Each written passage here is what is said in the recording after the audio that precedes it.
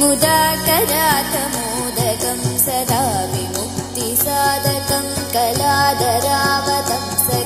विलासिलोकरक्षकम् अनायकैकनायकं विनाशिदेवदैत्यकं नादाशुभाशुनाशकं नमामि तं विनायकम्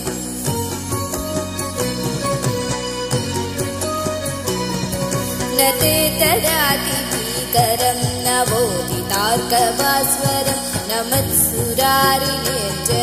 न काधिकापदुत्तरं सुरेश्वरं निधीश्वरं गजेश्वरं गणेश्वरं माहेश्वरं तमाश्वये वरात्परं निरन्तरम्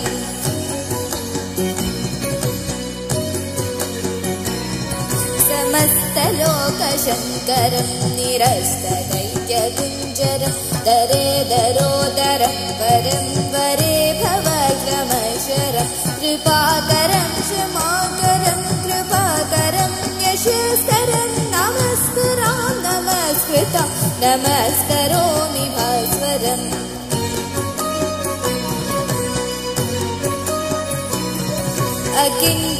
अकिञ्चनार्तिमार्जनं चिरन्तनोक्तिभाजनं पुरारिपूर्वनन्दनं सुरारिगर्वजर्वणं प्रपञ्चनाशभीषणं धनञ्जयादिभूषणं कापोलदानवारणं भजे पुराणवारणम्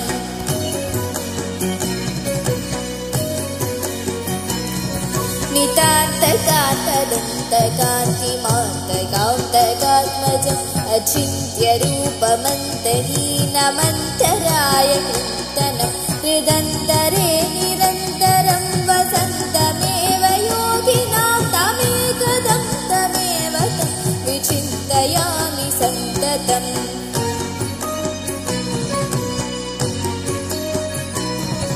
महागणेश पञ्चरत्नमादरेण